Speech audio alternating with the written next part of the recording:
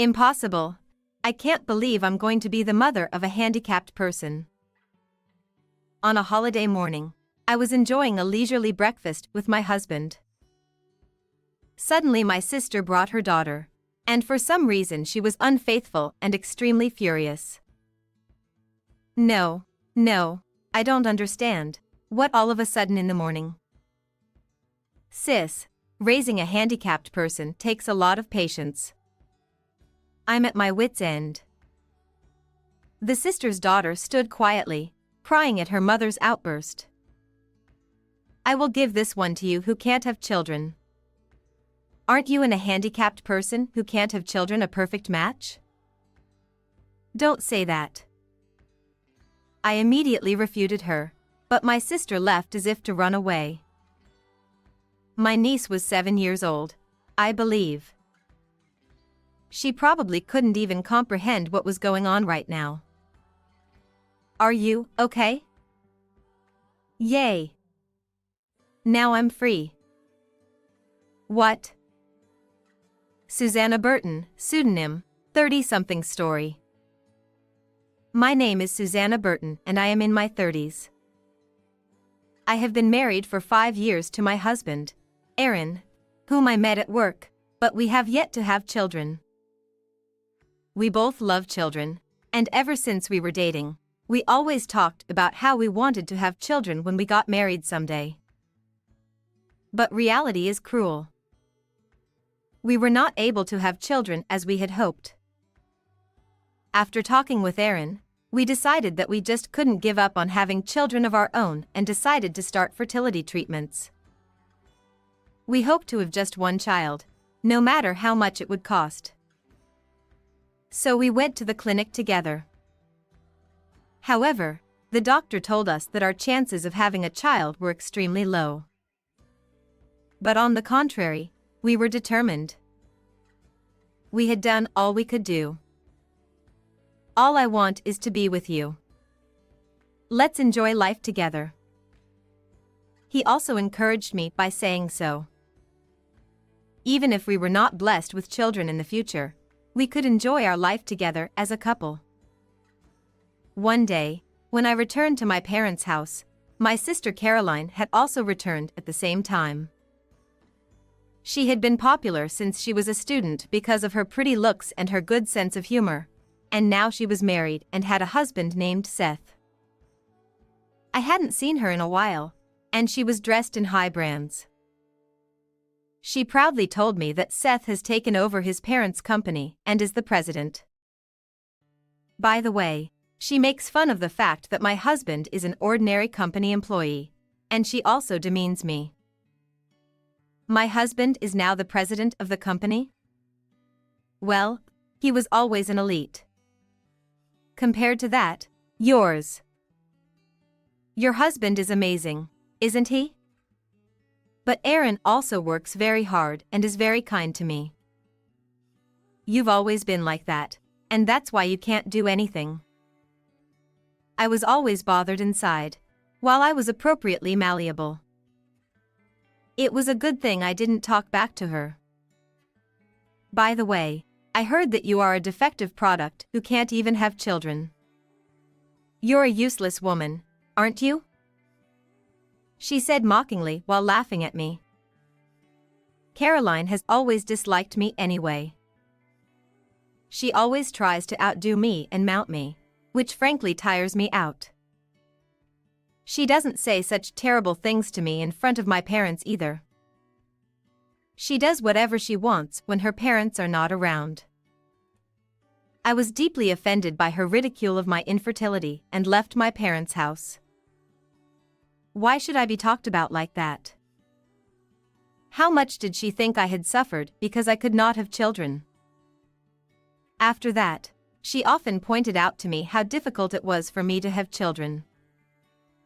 When she meets with me, she brags about having a child herself. Even though I have always thought I understood her bad character, I could not tolerate her ridicule of my sensitive issues. She makes fun of me every time I see her like this, and her attitude gets worse and worse. Then we have no choice but to distance ourselves from her. I began to be careful not to see her as much as possible. Then one day on a holiday, many months later, the intercom suddenly rang. Suddenly, the intercom rang. My husband was off today, and he was out shopping. I was alone, doing the housework. When Aaron comes home, maybe we can go out somewhere together. I was washing dishes while thinking about that. I wondered what in the world was going on in the morning, and when I checked, to my surprise, it was Caroline. It's been a while since I've been away from here. I haven't seen her for a long time. And yet, it was her coming to me. Her face on the intercom screen was clearly unhappy, and she was standing there in front of the front door.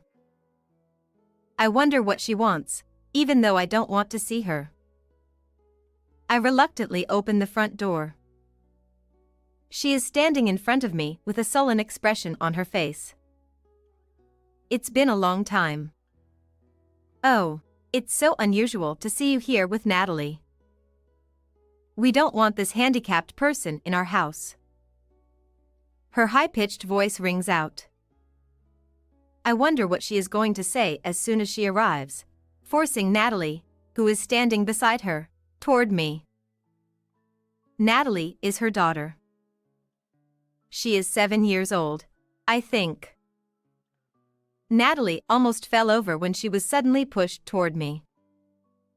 What do you mean? You just barged in all of a sudden? I stare at Caroline, who is confused and pushes the child away. She takes one look at Natalie, who is sobbing in my arms, and sighs. She is so annoying. A handicapped person who can't even speak properly doesn't deserve to be in our house. How can you use such a violent word as handicapped to your own daughter? I was at a loss for words. What do you mean she can't speak? It means exactly what it means. It's a pain in the ass. Caroline sighs heavily. You know, being a parent of a handicapped person is very, very hard. I can't do it anymore. You can't have children, so I'm going to give you one. What? You can't have children and a handicapped person is a perfect match. Get along with each other. After saying what she wanted to say as much as she wanted, she got into her car and drove away without making eye contact with her daughter. I was so stunned by what had happened that all I could do was hug Natalie. I came to my senses and looked around. I heard my sister's shrill voice echoing throughout the morning. The neighbors might come to see what was going on. I hurriedly took Natalie by the hand and led her into the house. I lock the front door and turn around. Just as I am about to comfort Natalie. Yay! Now I'm free. Natalie, having entered the house and convinced that her mother has returned, exclaims with joy. I had no idea what was going on and decided to listen to her story in the living room. It seems that Natalie has been educated very strictly to be an ideal child. She went to different classes every day and sometimes had more than one class in a day. No matter how hard she tried, she never received praise or recognition. If she failed to do as well as she wanted, she was beaten and yelled at. When she asked for help, her father was always at work, and her paternal grandparents did not pay attention to their female grandchild. Then a younger brother was born, and Natalie lost all positive attention to him. She no longer felt any affection for him, and was treated as if he was an obstacle. She was so afraid of being scolded that she finally stopped speaking in front of her mother, who mistakenly thought she had lost her ability to speak and brought her to me in a rage. When I made mistakes, they would scold me and yell at me. They wouldn't even let me eat. Natalie tells her story with a downcast look on her face. Upon closer inspection, She is emaciated and has scars on her arms and legs. It is too dangerous to send her back to her sister's house now that I have heard such a story. I let her eat her dinner for the time being. Natalie is engrossed in eating her meal. Perhaps this is the first satisfying meal she has had in a long time. How could she not give her growing child enough to eat? I think to myself as I watch her. I am the only one she can rely on right now. I was ready. Aaron returns a little later and is surprised to see Natalie at home. I immediately told him what had happened. I then told him that I wanted to take Natalie in. He too was displeased with my sister and her husband's inability to take care of their own child. He agreed to let Natalie be our child. We made an appointment later that day to meet with my sister and her husband and decided to officially adopt Natalie. Seth, too, seemed to be in the mood that as long as he had a good son, he was fine with Natalie. Seth was also in no way concerned about Natalie. Seth's parents also said that they would be better off without a girl. The adoption process was completed in no time at all. We were relieved and determined to make Natalie happy. From now on, we wanted Natalie to live a life of freedom. We would give her all the love we could, as if she were a real child. We would encourage and support her in whatever she wanted to do. After that, Natalie grew up with a carefree spirit. A few years later, she went to law school at a well-known university. We celebrated the fruit of her diligent efforts as if it were our own. One Sunday, while we were relaxing as a family, my sister and her husband suddenly barged into my house. Without even saying hello to us, they clamored for Natalie's return. I thought back to that time. The sister and her husband came to my house without permission and abandoned my little Natalie as if she were an object. They must have heard somewhere that Natalie had gone to a prestigious university, even though they had never heard from her before. I can't believe they would say that now. Apparently, Natalie's younger brother, who they thought was brilliant, had dropped out of high school. Perhaps they was strictly doing the same kind of intrusive education that they used to do to Natalie in the past. If they were tied down so tightly, any child would lose motivation for everything, not just studying. I had originally heard that Natalie's brother was a recluse and had refused to go to school in middle school. We don't want that socially inept child in our house. Natalie, come home.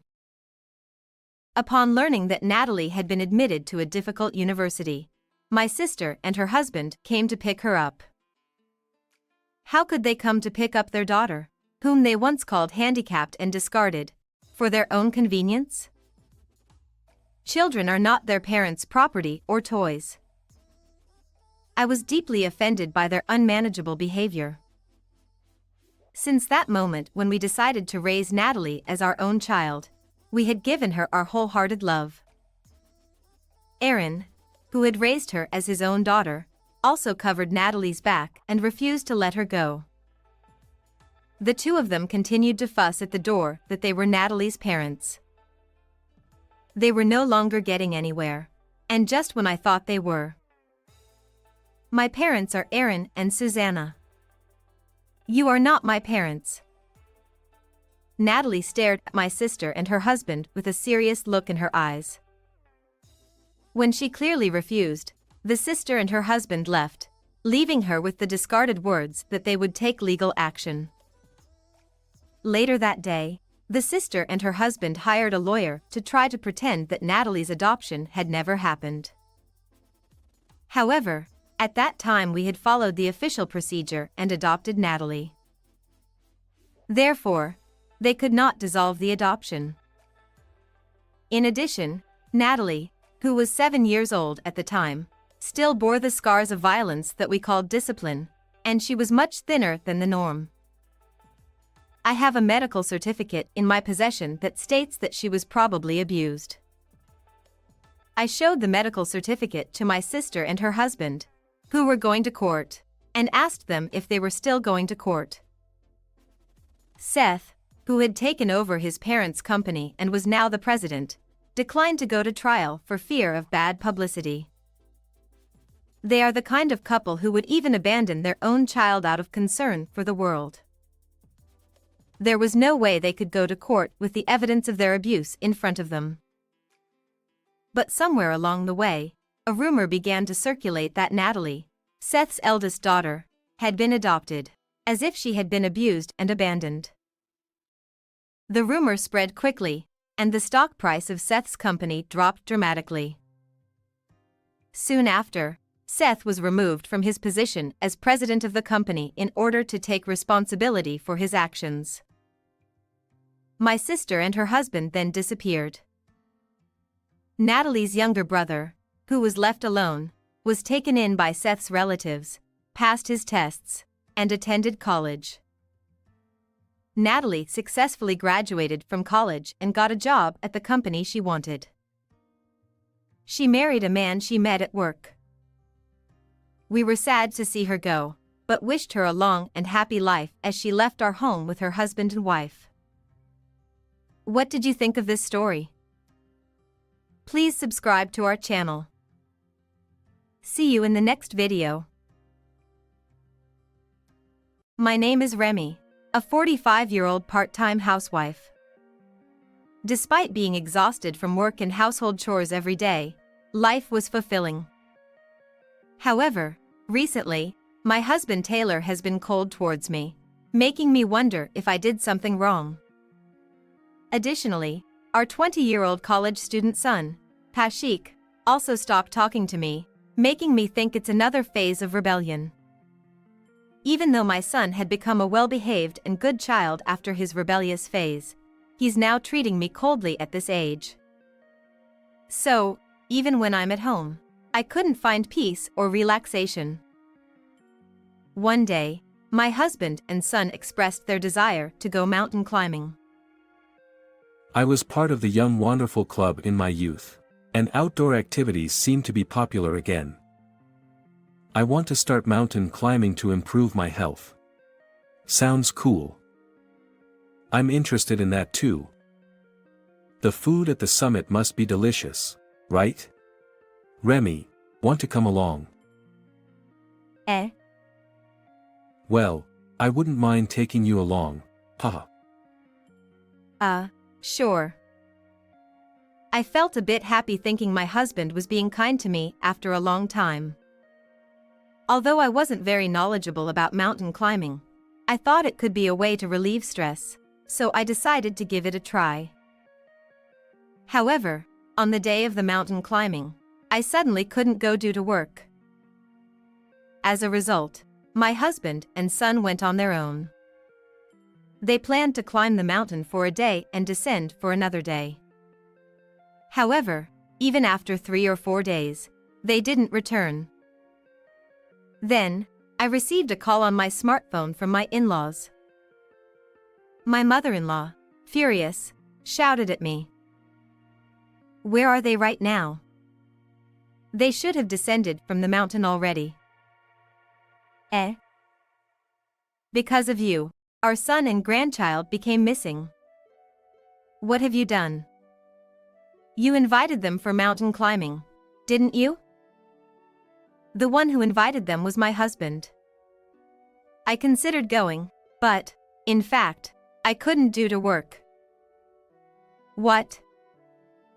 So, I didn't go. I'm at home right now. What does that mean? Why are you at home now? Well, suddenly I got called for work, and I couldn't go.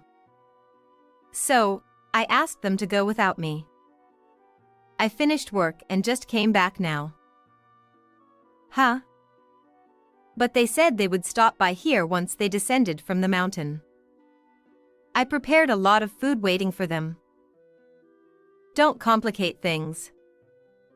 I thought something had happened. Oh, But maybe they're not on the mountain. Maybe they're somewhere else. Huh? What do you mean by that? Maybe overseas. When I was cleaning the room earlier, I noticed that my husband and son's passports were missing. What? My mother-in-law was quite surprised and raised her voice. I also noticed earlier while cleaning that my husband and son's passports were missing, so I just thought they might be overseas. But even if they went somewhere, where could it be? If my husband and son went overseas, I became curious about their purpose. It would be fine if it were just a trip, but why did they mention mountain climbing? It might be some kind of camouflage, and if that's the case, there must be some suspicious reason. I wondered if they were planning something dangerous and were going to escape. However, I couldn't believe that my husband and son would do such a thing. A week passed, and still, my husband and son didn't return. It's summer vacation for my son at university, but my husband should have work. I wondered how they could be away from home for such a long time. Of course, I filed a missing persons report with the police, but they couldn't be found. Maybe they've become missing for real. But where could they be? If I had gone with them, this wouldn't have happened, would it? What should I do?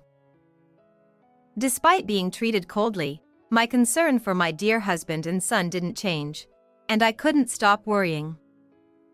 Even while working, I found my mind constantly occupied with thoughts of my husband and son, making it difficult to focus.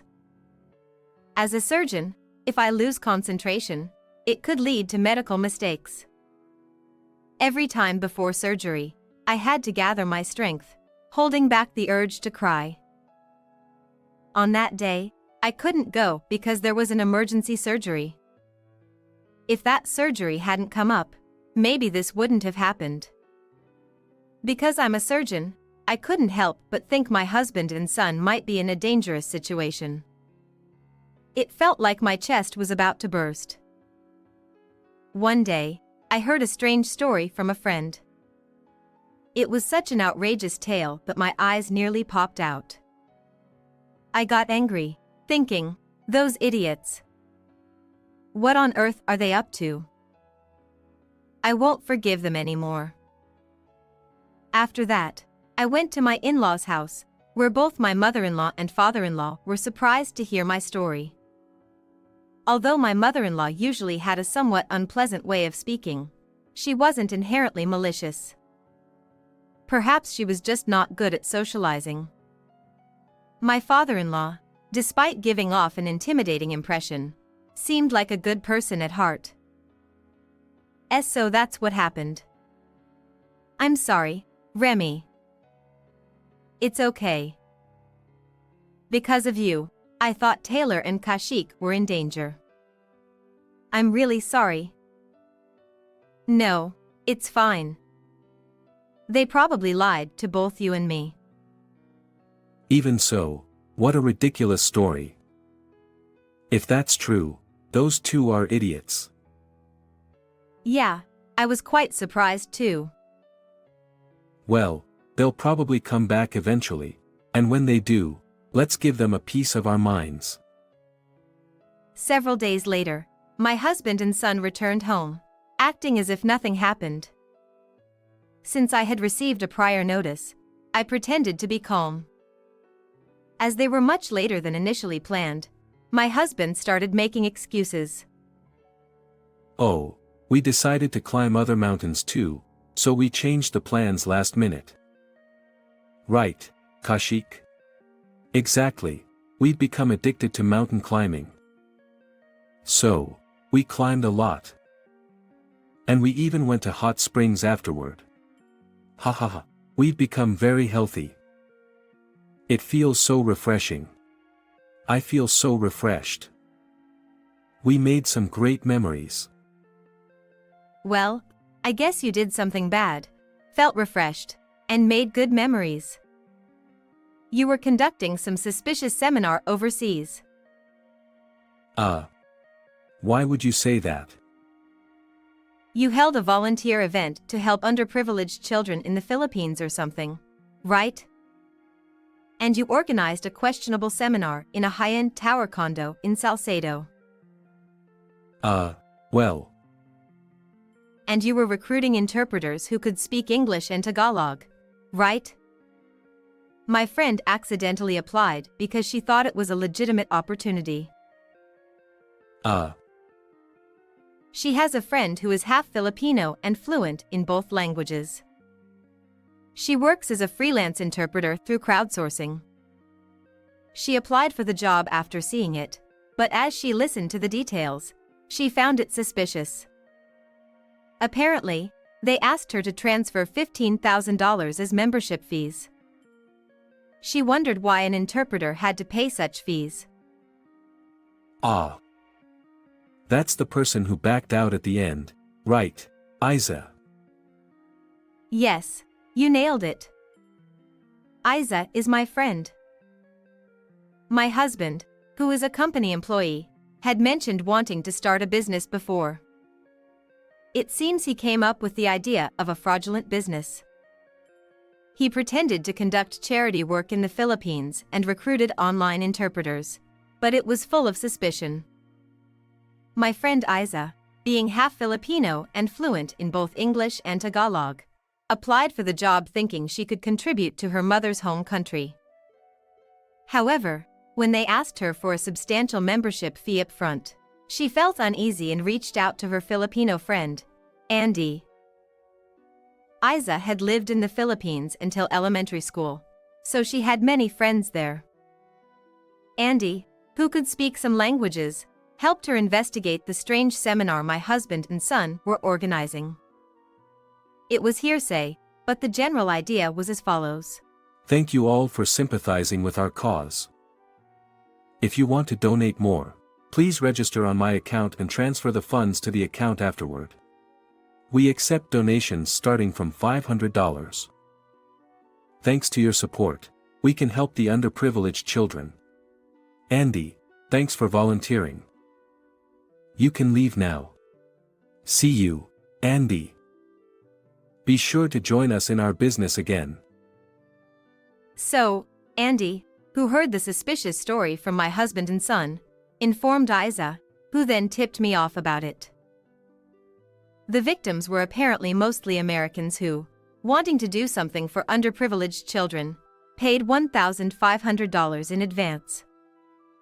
Moreover, there were about 50 of them, totaling a whopping $75,000. There was a possibility they might send more money after returning home, increasing the amount of damages. That foolish son of mine. I won't forgive him. Because of you saying that you were invited by Remy for mountain climbing, I believed it. I ended up hurling abuses at Remy since you didn't come back. Mom. Kashik. Despite being a university student, what on earth are you doing? There's something wrong with your head. Grandpa. Why are you here? I knew you'd come back, so I was hiding, waiting for you. I had contacted my in-laws as soon as my husband called me, and I had them come to the house. I felt sorry for them, but I wanted to surprise my husband and son, so I had them hide in the closet. The husband and son began to panic, offering embarrassing excuses. But we held the seminar overseas. Therefore, US laws don't apply. Yeah. We didn't commit any crimes in America. So, we shouldn't be held accountable. Well, didn't you extort money from Americans in the US with prepayments, and later, while abroad, ask them to pay more upon returning? Wouldn't US laws apply in that case? Even if you committed a crime over there, you might be held responsible individually. Well, I'm not an expert, but either way, what you did was wrong. Why are you guys trying to justify it? But we had no choice. I ran out of money. What? no matter how much you earn as a doctor. I thought if you found out I spent all the money and went broke, you'd divorce me. Why did you end up going broke? We went to nightclubs together. And seriously, the money ran out. What? We got too into it, and it was really tough. It turned out that the foolish husband and son spent so much money at nightclubs that they ended up broke. Come to think of it, I had been feeling distant lately, and even when I tried to hold hands, I was rejected. They must have been fawning over young girls, giving them lots of gifts. The thought of a 45-year-old man engaging in such behavior with young and beautiful girls disgusted me. Moreover, it wasn't just a simple employee-customer relationship. They had developed romantic feelings and were doing various things outside the club. Astonishingly, both the husband and son had impregnated their favorite girls. It seemed that they had to earn money for hospitalization and child support, leading them to the idea of a fraudulent business. At this point, I couldn't help but think that their heads were in the clouds, and they must be exceptionally happy. I was disgusted with my husband and son, who confessed everything. You idiots! What the hell have you done? You're no longer my son. Don't be so mad. I didn't do anything wrong. Remy is to blame for neglecting us and always working. What? You always say you're working, leaving the house late at night, right? That's why I got fed up. But, didn't you marry me knowing I'm a surgeon? I'm working hard for the family and the patients. It's terrible. You probably knew I wouldn't be able to go mountain climbing because I've been busy with surgeries lately. Did you foresee from the beginning that I wouldn't be able to go? Oh, yeah. I invited you just in case, trying to hide it from you. Well, it's not mountain climbing, though. You're always busy with work. Yeah, you don't care about us. Wait a minute. You're the one who repeated a year and dares to say such things. I'm the one paying your extra tuition. So what? I won't pay the tuition anymore. If you want to graduate from college, figure it out yourself. No, don't do that. Don't come to me only when you need money. Ask your dad, then.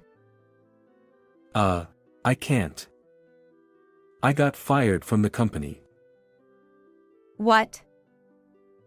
Actually, I was accused of harassing a young female employee, and I got fired. Another shocking revelation came out. This foolish husband had already been fired from his job. So that's why he could stay overseas for an extended period without any worries. Spending money recklessly at nightclubs, impregnating girls, getting fired from work for harassment, it was giving me a headache. How could someone make such foolish decisions? This statement angered my mother-in-law, and things took a turn for the worse. She scolded my husband loudly and began packing his belongings in their bedroom. You're already dumped by Remy. Live around here or something? Idiot. Wait, Mom, what are you doing? I'm organizing your stuff. Can't you see? Look, is this fine? Wait. EW, you were going to such places. Disgusting. Stop it. You scumbag. You won't be allowed in our home again. Disappear from our sight. That's right. Kneel down and apologize to Remy first. Then never show yourself in front of us again. W8. Kashik, apologize too. Come on, Granny. Stop whining and kneel down. Thus, my husband and son knelt down facing me. They were sobbing, and it felt as if I were bullying them, which I disliked. I loved my husband, and I had taken care of my son. However, it was true that I couldn't give them much attention due to my busy job. But that didn't justify their criminal actions. I might have some points to reflect on, but I couldn't forgive my husband and son for committing crimes and destroying our family. My husband and son left the house with their belongings. I'm sorry for that time.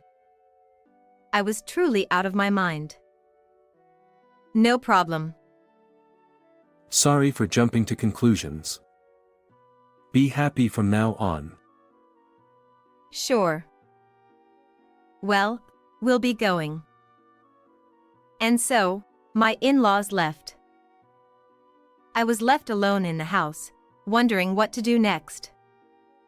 First, I had to get a divorce from my husband. I didn't think I could rebuild anything with such a husband. After the divorce, I decided to relinquish my role as a parent and let go of my son. If my efforts and love didn't get through to him, then he wasn't worth worrying about.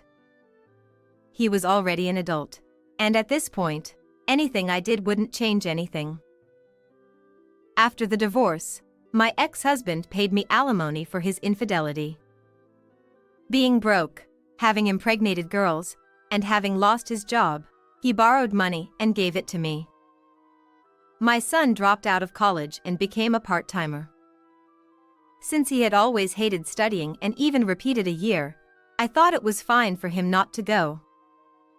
Then, my ex-husband and son were sued for fraud due to their deceptive actions, facing serious charges.